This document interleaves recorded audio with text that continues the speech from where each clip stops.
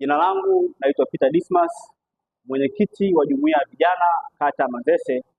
Leo nimeona ni vizuri kuleta uchambuzi kuhusu rais wetu wa Tanzania Daktari Samia Suluhu Hassan kuweka jiwe la msingi la ujenzi wa matenki 15 ya kuhifadhi mafuta. Sisi kama vijana tutafaidika nini au tunafaidikaje na uwepo wa matenki 15 ya mafuta? Kwanza kabisa, jambo la uwekaji wa jiwe la msingi ni ishara moja kwa moja kwamba tutakuwa na hifadhi ya mafuta katika nchi yetu, kwa sababu matenki yanayoenda kujengwa yatakuwa na uwezo wa kuhifadhi lita 375,000 kwa awamu moja.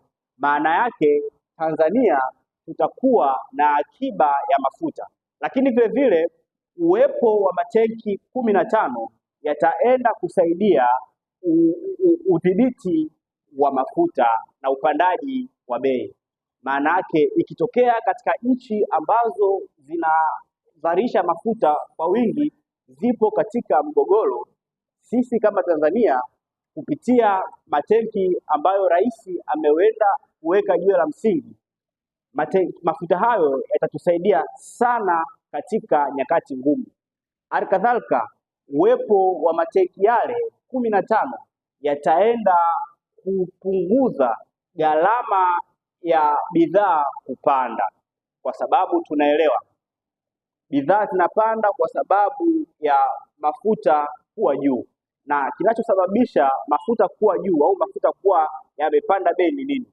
Kwanza, meli zinazoleta mafuta zinakaa muda mrefu bandarini, kati ya siku saba mpaka siku 21.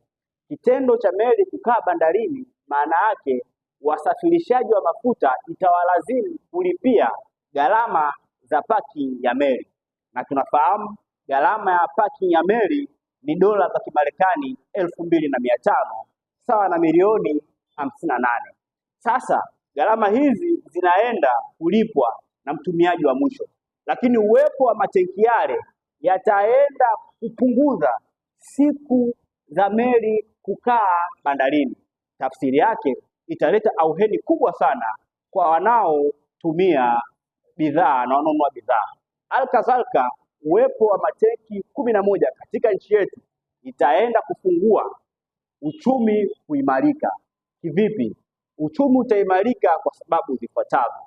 Kwanza, matenki ya mafuta yataenda kuhudumia nchi jirani na nchi zisizokuwa na bandari.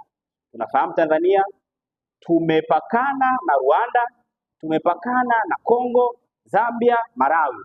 Maanake hizi nchi zote